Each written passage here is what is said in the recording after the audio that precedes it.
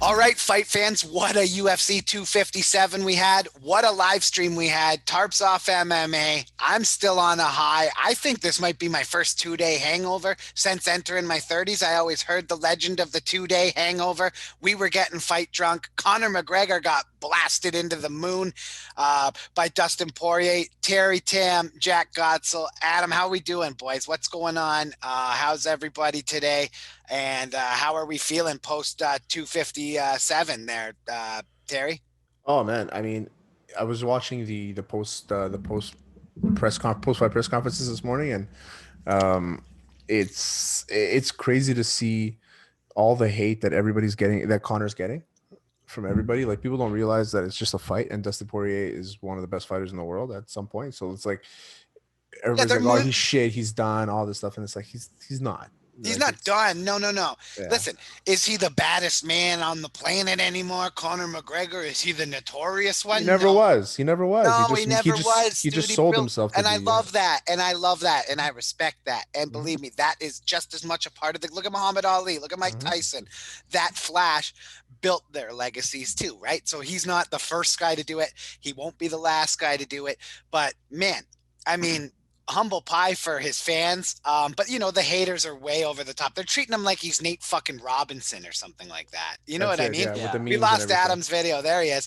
But they're treating him like, you know, they're memeing him hard. You know, it's bad when my girlfriend even sends me a meme of him passed out, and it's like when he says he's gonna give it to you all night long, and 17 seconds later, here's me like yeah, like, you know what I mean? He's just getting memed hard, like he's like after Jake Paul knocked out Nate Robinson. And I think that's unfair, Terry. I'm glad you brought that up, because it's a fight, man. Like, anything can happen.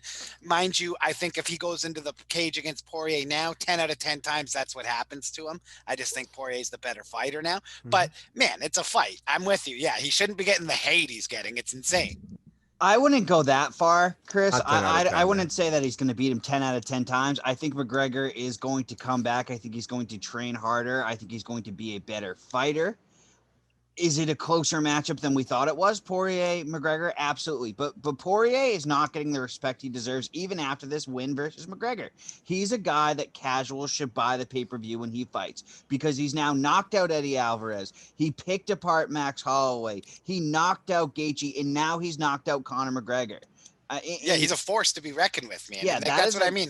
Everyone's talking like Conor's done, but like not saying how great of a fighter Poirier is. I think Poirier, holy shit, man. I mean, that's as good of a version of Poirier as I think the world's ever seen. Like, he was, you know, the first round, they were feeling each other out. But once it became time in the second round to get out there, he adjusted. Conor can't adjust in round. We talked about it on our live stream that night, all of us. He has a really hard time adjusting his game in the middle of a fight.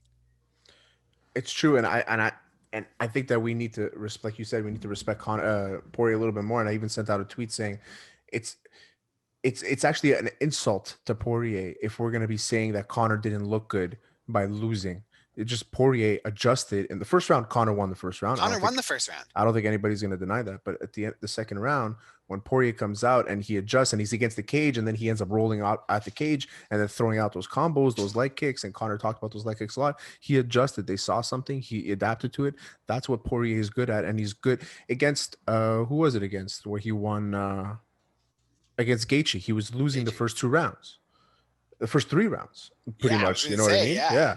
And he came out and he blasted him. Yeah, and he blasted him. So Poirier is a good fighter. And I think it's an insult to him that we're talking bad about Conor, because Conor is still a world-class fighter, and you can't take anything away from either of them. If he got caught, Poirier fought a good fight. End of story. If they do it again, they do it again.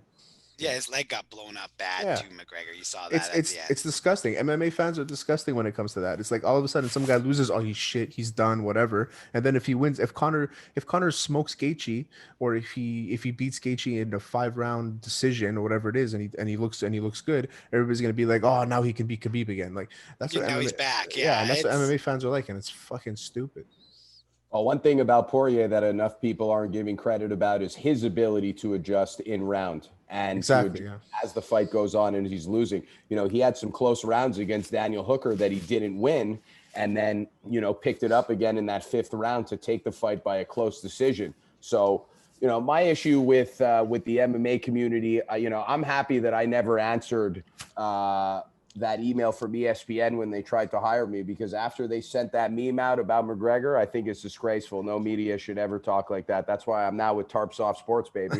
Yeah, baby, that's right. So who posted? Was it Ariel or was it ESPN that posted? It was ESPN on Instagram. Ariel should rip them a new asshole for doing that. They posted a top and a bottom of Nate Robinson and Conor McGregor. Like, dude, come on, man. You can't compare what happened to Nate Robinson to Conor McGregor. Conor McGregor is a fucking fighter. Nate Robinson is a basketball player who was cashing in on the success of some little 22-year-old asshole who's trying to fucking take over the fight game. Like, bro, it's not even their fault because these kids have so much influence on the internet and everything. But like, I don't know. I would get my ass kicked by Jake Paul just to punch that kid in the face one fucking time. I'm so sick. Like, he's brought all these brainless fucking assholes into the community. I saw a meme. It was classic. It was a father talking to his son. And the father talking to like his daughter's boyfriend, and he's like, "Hey, nice to meet you. I heard you're a boxing fan." He's like, "Yeah, I can't wait for Logan Paul to fight Floyd Mayweather." He's like, "Get the fuck out of my house." Yes, exactly, bro. And that's how it should.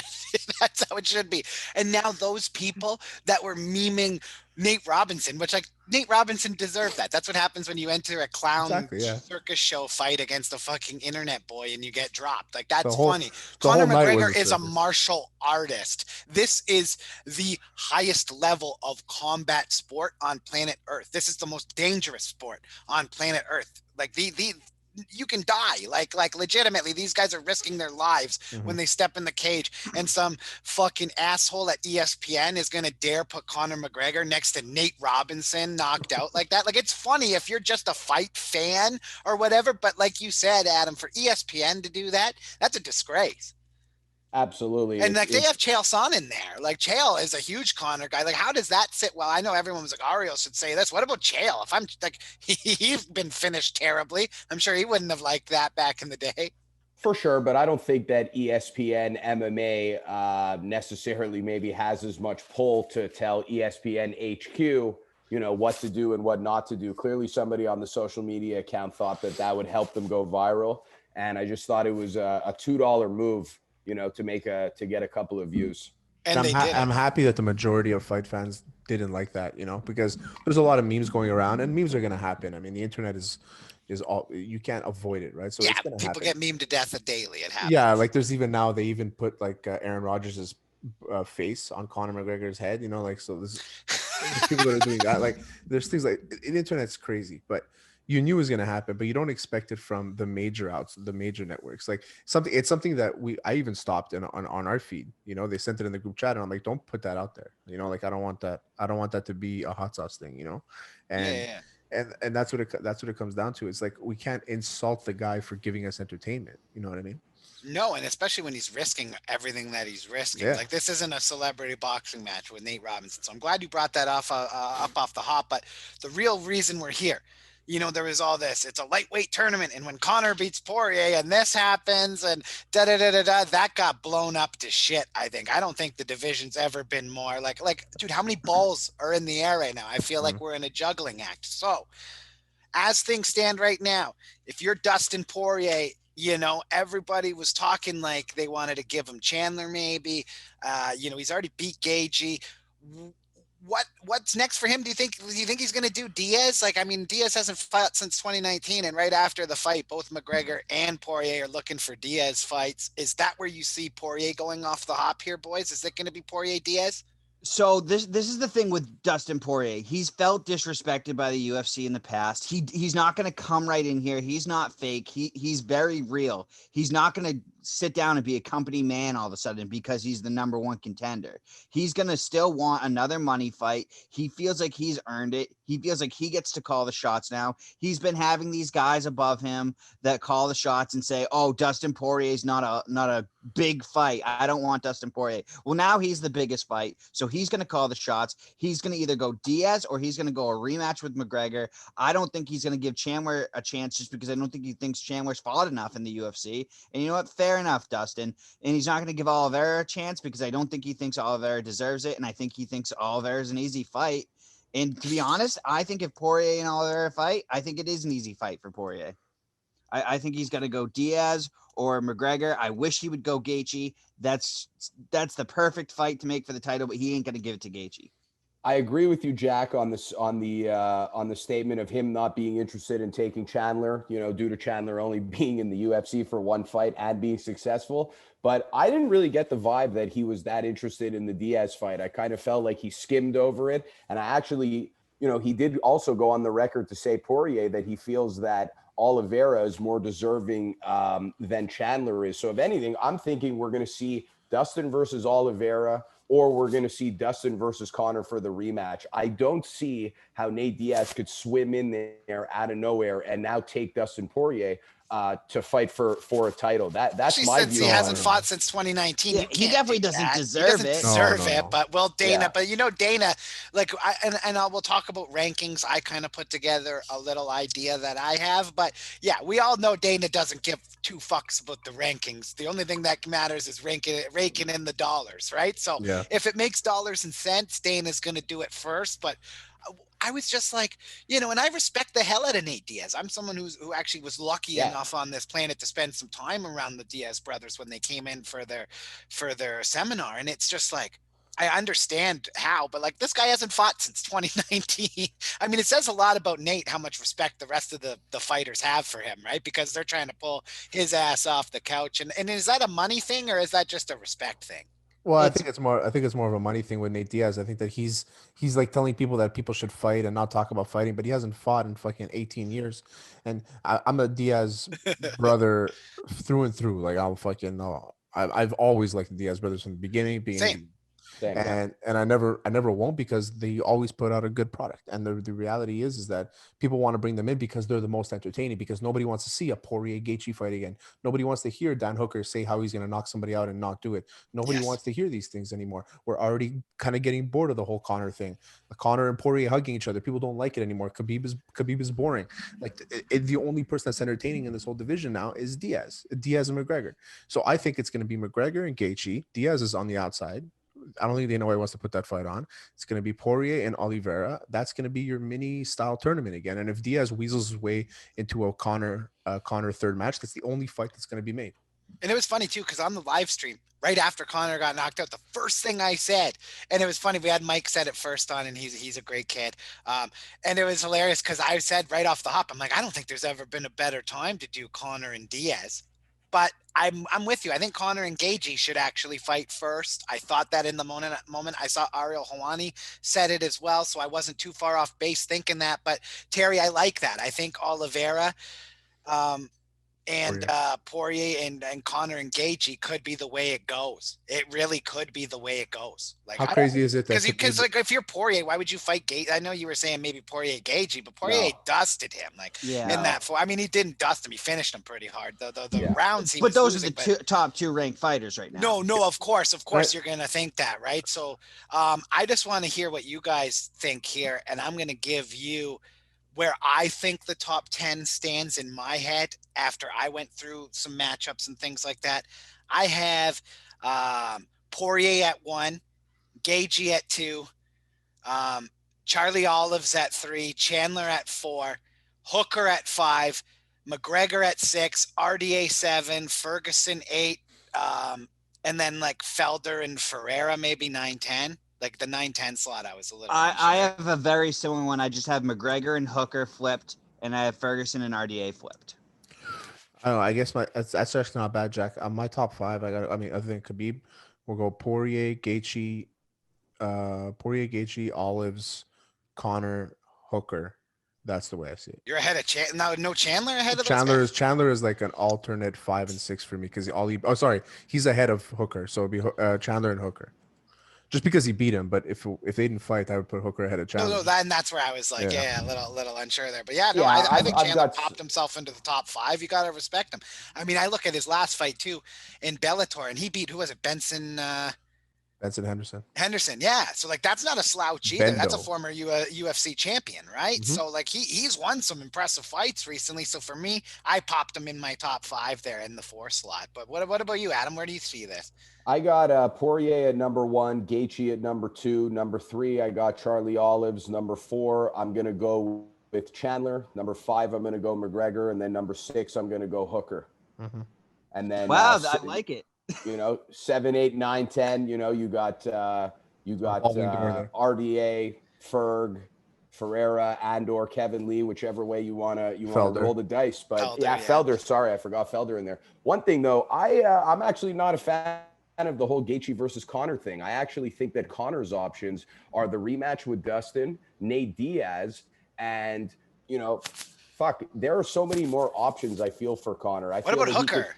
I feel Hooker's a good option. I feel Felder's a good option. You have to understand that Felder and McGregor do have a little bit of history. McGregor went on the record to say the Irish Dragon, your family lineage is from Germany. What are you talking about? Those are fighting words from an Irishman. So, there are a lot of different forecasts, that McGregor could kind of get caught under, which I think is really great in terms of his options. I think that McGregor needs to scale back and kind of take that Donald Cerrone route in the sense that he's fighting high-level guys with a great resume, but they're not necessarily in an unbeatable stature right now. I just think this whole God complex, it's like enough already, man. You've been beaten before in the octagon, and I think it's time to treat you like every other fighter where we kind of build you up a little bit against still top 10 guys, just maybe not the top 3 always. And we've seen it before. Fighters have lost a couple fights. They looked like they were going to be great, lose a couple fights, and then they take a fight, like maybe Conor takes a Felder or whatever, and that starts to get the wheels rolling again. Like, it's happened where guys have kind of looked like they've fallen off, and bam, next thing you know, they're fighting for the title again. Conor can do it. I love how you guys, Jack and Chris, our first episode, you guys were ripping on Khabib, and he's choked out 4 of the 5 guys in your top 5. Bro, I don't like Khabib the personality. No, you started talking about his record. You started saying how his record was padded, but he tapped out 4 of your top 5. I thought his first fights in MMA were a bit padded. I thought not now. Of course you had said something, when he was 8-0, who cares who he was fighting as long as he was 28-0, and that is true for me. It's like, dude, obviously Khabib's the best. It's just so boring with him. Like, exactly. That's my actual issue. And he has the most hardo fans in the world, and I love winding them up. Ask Jack where they're easy. Yeah. And believe me, they're so easy. Anybody posts anything positive about Conor, like I hate both of their hardo fans equally online. But the second anyone on Khabib, anyone even posts anything, it could be like Conor McGregor eats at McDonald's. They're like, oh, here's the picture of Conor knocking on the ground. Like, they're the worst fans in the world. Khabib, listen, we were talking about it that day. I was just kind of mad thinking he was maybe holding up a potential title fight and whatever else. But it's like, now that this whole thing is just blasted off this division into like a million different ways and not the way that any of one of us thought it would go, and I don't think any of the analysts did, he can sit back and wait. What he said to Dana after the fight is true. Very true. I'm so much better than these guys. I've beat all these guys. He told Dana, he's like, be honest with yourself. Like, it's unbelievable to say that to Dana, because it's like Dana was trying to sell him the fight on Dana White looking for a fight. He's telling him, he was like, just saying it's trending higher. Like, Dana White's already predicting that Conor was going to beat Poirier, so now and he didn't. Poirier, he's like, okay, what do I do? And Khabib is like, these guys need to show me that they're on my level. But another point is we made also is that after tonight, if he doesn't accept the fight, he needs to vacate. And if you want to come back and you'll get the first shot. Like, that's the reality. Of course. And that will happen. But I was just like, you get all wound up, and I started to kind of buy the Conor's just going to get through Poirier stuff too. I think the media was feeding us it. I think, like you said, there's a God complex that needs to go around McGregor. It's easy to bite in when everything's just hype train. If I'm Poirier, I'm pissed. I'm pissed at Dana if I'm Poirier for that. Dude, how many times has he been how many times has he been almost disrespected by the promotion now? Dude, I mean, Poirier is pissed. He should be pissed, and he ain't giving them like in Dana's mind. right away he brought up Chandler for Poirier, and right off the hop, Poirier was like, "I'm not fighting that guy." Yeah. Poirier ain't giving Dana the fight he wants off the hop. That for the bullshit from before. Yeah, and I wouldn't sleep on a Poirier versus Diaz. I know it makes no sense. Trust me, I agree. It makes no sense. But it might Diaz make is not on dollars that and level. cents, though. But exactly, it might make dollars and cents, and it's not what Dana wants. So that's why it's what Poirier wants. He's like an angry little kid right now, and you know what? As he should be. Put some respect. Who was it? Birdman when he was on Breakfast with Breakfast Club with Charlemagne the God. Put some respect on my name. Like, wasn't it Gucci? Wasn't it Gucci, man? No. That was Birdman. Birdman. Put some respect on my name. Like, yeah, put some respect on friggin' Dustin Poirier's name now. Like, Absolutely. It's time. Fuck, guys. And I wasn't even doing it. Dustin Poirier might as well have knocked me out in the second round. I was like, I believed that he was the better fighter, but I was like, people are talking like Poirier's ready to bang with the best of them now. He's in this new Dustin the Diamond Poirier mode. And then he did that. And I was like, okay, I'm gonna shut the fuck up now. Like, he's got my full attention and full respect. And the way everyone was memeing Conor, it's like, no, put some respect on fucking Dustin on Poirier's name, bro. Like, I'm with you there 110%. Now, Dana White, a fight got canceled this weekend. What happened there? The buddy was sneaking guys into Fight Island. Yeah, he was giving his bracelets away.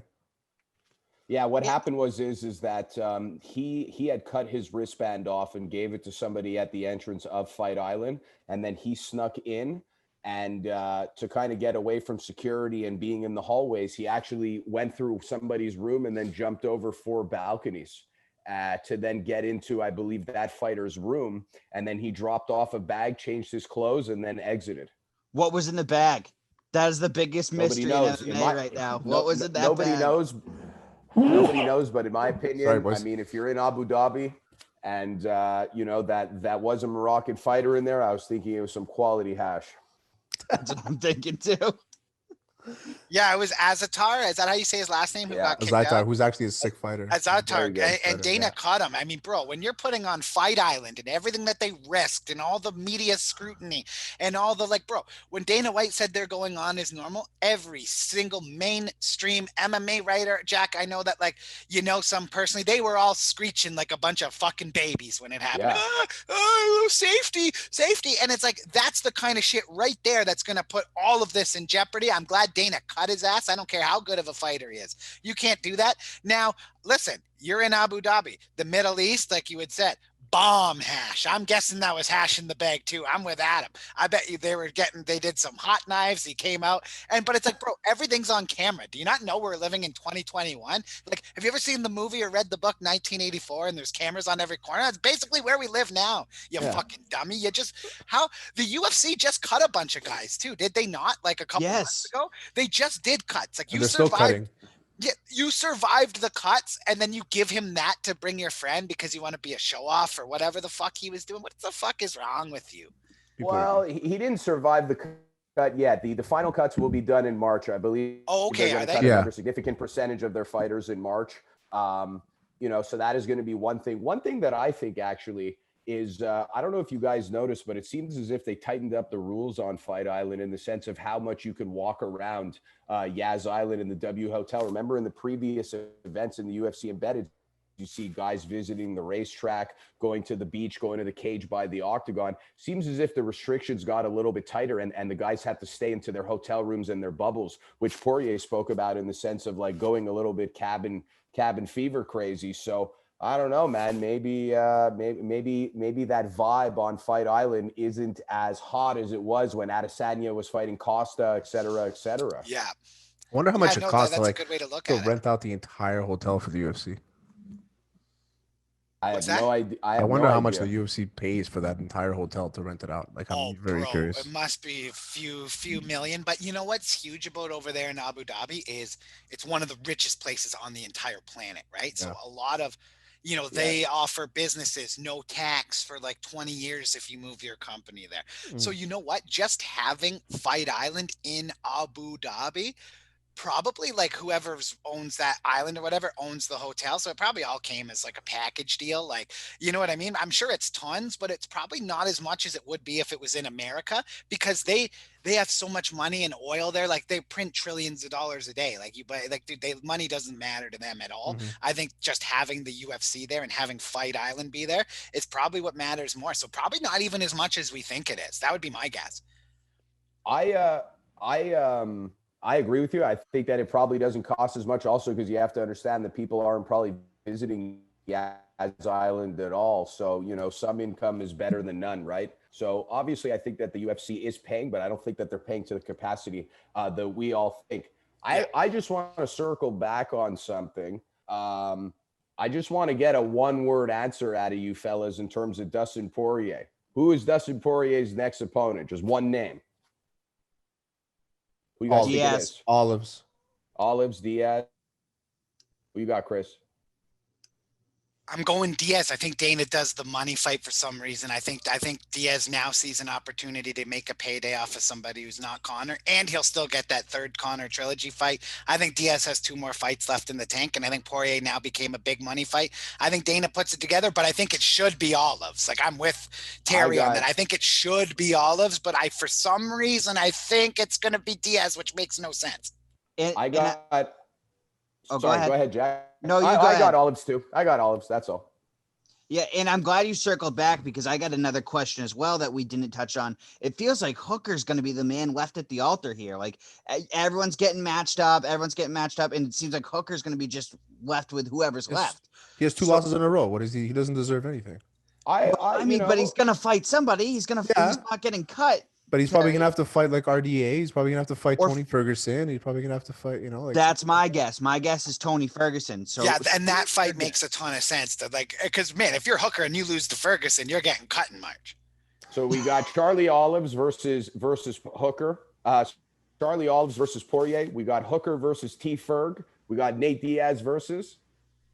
I got Diaz versus Poirier, and I got Oliveira going against Chandler. I got Conor. Okay. Diaz Conor 3. I think that's the next fight for Conor. If he's not going, because Conor's gonna dictate what he wants. Right? If he wants a title shot, he's gonna go to Gaethje first. If he's like, you know what, I'm down to do Diaz 3, then he's just gonna. Well, he might just need to do Diaz 3 just to shake that octagon rust, right? He said I haven't been fighting, and I know there's a lot. I'm not gonna. This isn't Conor. It's his fans mostly. That there's always like I'm not saying there's always an excuse, but it's like, okay, if it's really that bad a ring rust, then do the Diaz 3. Wait to fight Gaethje, because if he goes in there like he did against Poirier against Gaethje, he might. The book is out now.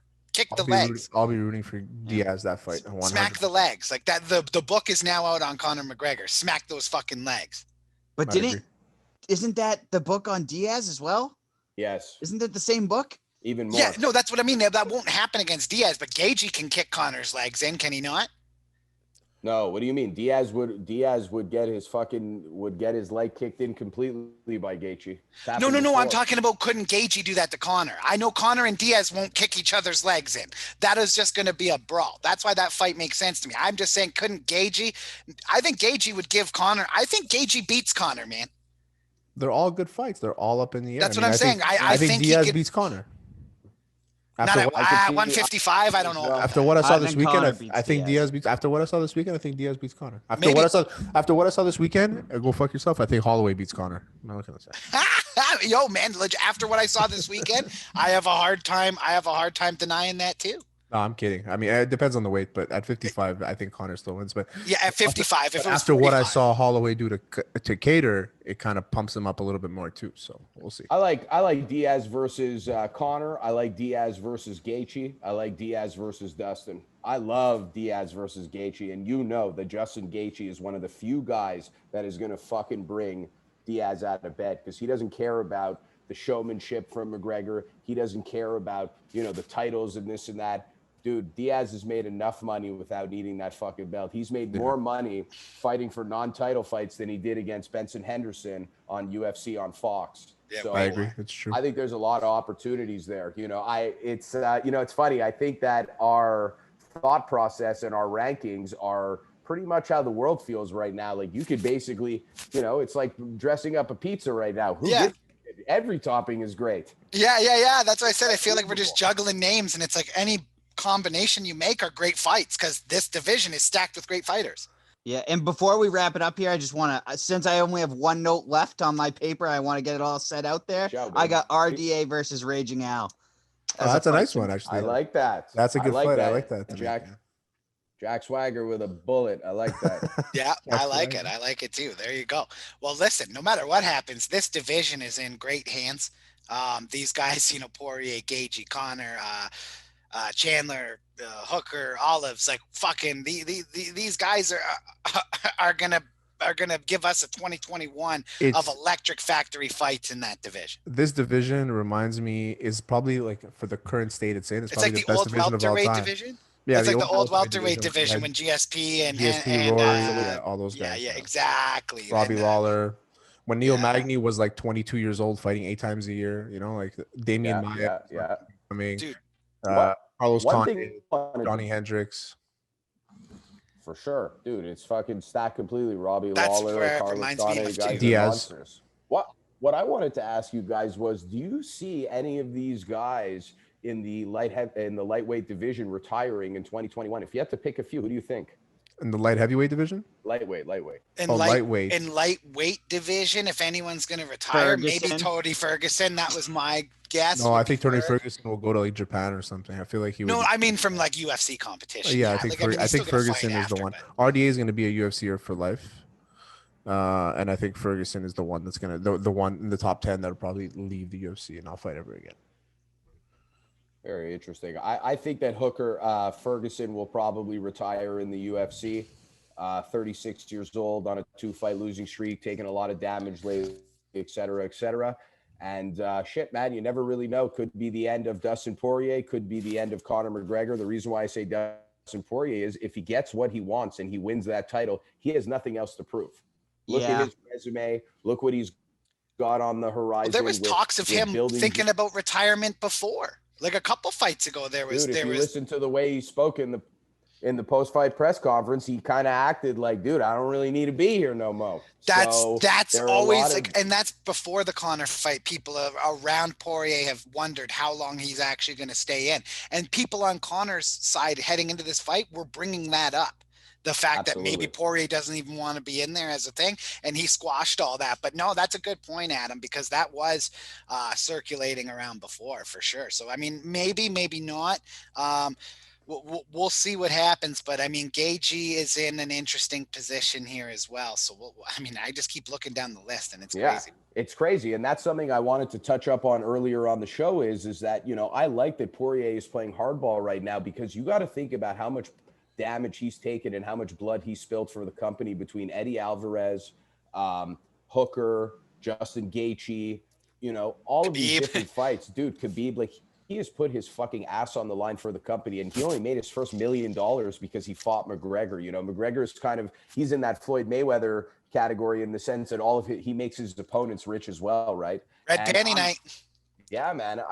And I'm not cool with it. I think that Poirier's got to play a lot more hardball. So, you know, that's it for me. I mean, I'd like to see Gaethje fight Diaz. I'd like to see Gaethje fight Michael Chandler.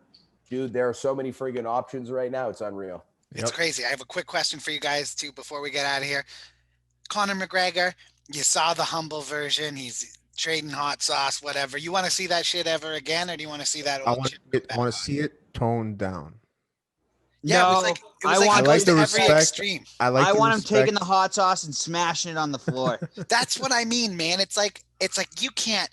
Notorious Conor McGregor isn't drinking your hot sauce and donating to your charity post fight. Whatever you do post fight, do post fight. But pre fight, I understood it, and I understand that Khabib, in the words of the Iron Sheet, break his back, fuck his ass, make him humble. But like, you know what I mean? Like he was too humble, man. I didn't like that. And I never mind anyone donating to charity, but I'm talking pre-fight. Do it post-fight. Get Be that like, right. I have a donation to your thing. Don't make it like a big thing pre-fight. I think Conor was really trying to come out and show like, I'm not the asshole guy that everybody thinks I am. But it's like, you know, did that affect his swagger going into the kids? It definitely affected his swagger. And another thing too is that this morning, dude, McGregor posted a video of him in like a fucking sandbox with his son, like playing with this like digger, putting sand into a box. It's like I don't know, man. It just kind of painted that picture like, all right, man, you are still in full blown dad mode. I mean, we saw a different version of McGregor after he lost to Diaz one, how he went into the cave right away and he wanted to train and get back to UFC 202. Now we see him playing in the fucking sand. We're like, oh, I don't know, and I think you're just in full blown dad Yeah, mode dude. right now. Well, dude, like I said that night, it's easy to fight when you're a plumber's apprentice trying to make it in the world. A lot harder to get up and fight when you got like $130 million in the bank. It's really like, how are you angry when you got that much money? I mean, you can train and train and train, For but how are sure. you going to, like, there's that something in your head that these guys have when Yeah. they're at Yeah. championship level that clicks. And I'm not saying it's turned off, and maybe this kind of thing will affect it, but It's what we spoke about though, man. It's what we spoke about. We spoke about is that his training camp. Like, dude, he's bringing all these guys in and he's blowing them up. Nobody knows who the fuck they are. yeah, There's dude, the nobody toughest that guy is in a notable Ireland isn't name going and to of a be. great talented. You know what I'm saying? McGregor's got to start outsourcing. You know, I want to see McGregor bring in John Wayne Parr as a Muay Thai coach. I want to see him go to Iran and take the four biggest wrestlers at 170 to 150 pounds and fly him over to Ireland for his wrestling skills. You know, we need to see the bounce in his sideways stance again. We need to see the old McGregor that we saw in 2014, 15, 16. And I don't know if we're going to get that, sadly. Who knows? I mean, money changes a man. The sport's all about the money as is. There's going to be great fights, guys. This lightweight division, it's in good hands regardless, boys. I'm glad we got together to talk about this. I mean, it's the talk of the town right now. And we'll see how things, I think, they'll get to the next month's pay-per-view and we'll kind of have an idea of how things are going, guys. But I want to thank everybody for dropping by the Tarps Off MMA podcast. Thank you, boys, for coming. It was a great time. And certainly we had a great time on that live stream. We'll be live for every pay-per-view. I'm not sure if you guys saw it or not, but you can head over to our YouTube page, Tarps Off Sports. We did a live stream for UFC 257. Robin Black from Sports Center Bellator came in, dropped in with the boys. He was throwing kicks at the camera. It was awesome, guys. Stay cool, be good to one another, and we'll be back next time. Cheers.